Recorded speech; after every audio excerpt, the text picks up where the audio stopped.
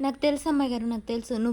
నేను ప్రేమించిన అమ్మాయి గారు మీరే కదా! నాకు తెలుసు అనగానే, చంటి ఆపు ఇక అంతకు మించి ఎక్కువ మాట్లాడకు. చాలా అసహ్యంగా మాట్లాడుతున్నావు.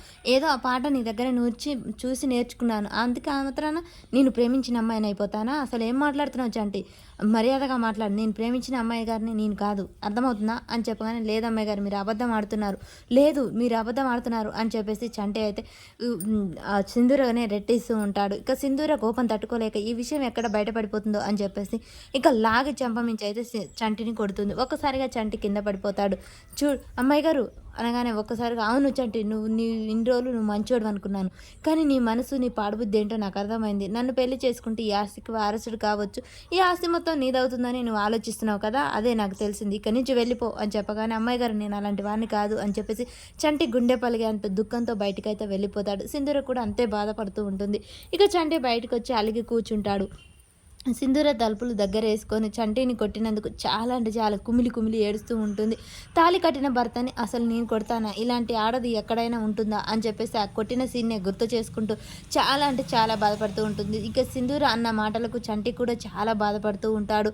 అమ్మాయి గారు, నేను ప్రేమించిన అమ్మాయి గారు నీవు కాదు, ఈ ఆస్తి కోసమే నువ్వు నన్ను ఇష్టపడుతున్నావు అని చెప్పిన మాట చంటి తట్టుకోలేకపోతూ ఉంటాడు. ఇక సింధూర తనకు తను శిక్షించుకోవడానికి బయట మంట దగ్గరకు వచ్చి కాలే నిప్పు కనుకను గట్టిగా చేయికి పట్టుకుంటుంది. ఒకసారి చెయ్యి కాలడంతో అమ్మా అని గట్టిగా అరుస్తుంది. ఈలోపే ఆ చక్రం విని అక్కడికి వస్తున్న, అమ్మాయి గారు ఏంటి మీరు చేసే పిచ్చి పని అని చెప్పేసి ఆ చేతిలో ఉన్న కట్టెని తీసి కింద పడేస్తాడు. ఏంటి అమ్మాయి గారు మీరు ఇంత పిచ్చి పని చేశారు? నేను తప్పు చేశాను బాబాయ్. చంటిని తాళి కట్టిన భర్తను ఎవరైనా కొడతారా?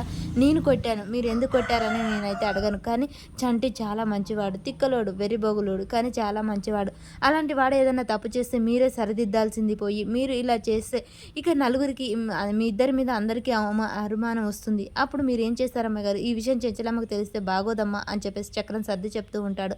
ఇక బసవ అన్నం తీసుకొని చంటి దగ్గరికి వెళ్తాడు. చంటి చంటి అనుకుంటూ వెళ్తాడు.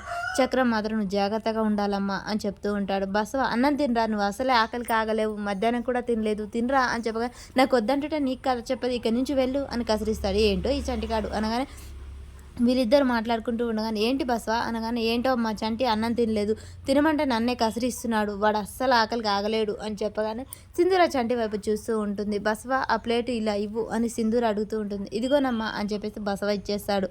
ఇక సింధూర అయితే చంటి దగ్గరికి వెళ్తుంది. చంటి ఇదిగో అని చెప్పగానే సింధూర చంటి అని పిలవగానే చంటి అలిగి ఇంకా అసుంట జరిగి కూర్చుంటాడు. చంటి భోజనం మీద అలక అనేది ఎవరికైనా వస్తుంది, పర్వాలేదు భోజనం చెయ్యి, అలకకి భోజనానికి సంబంధం ఏంటి అని చెప్పేసి సింధూర నచ్చ చెప్తూ ఉంటుంది. నాకు వద్దమ్మాయి గారు, వద్దంటే మీరు వినరా అని చెప్పేసి వెళ్ళిపోతూ ఉంటాడు. ఇక సింధూర అయితే చంటి చేయి పట్టుకుంటుంది. చంటి ఒకసారిగా తన చేయి వైపు చూసి చేయి వదిలించుకొని దూరంగా అయితే వెళ్ళిపోతాడు. మరి సింధూర చంటికి అన్నం తినిపించడం కోసం ఇక నువ్వు ప్రేమించిన అమ్మాయి నేనే అని చెప్తుందా, అసలు ఏం చెప్తుంది అనేది మనకు నెక్స్ట్ వీడియోలో తెలుస్తుంది.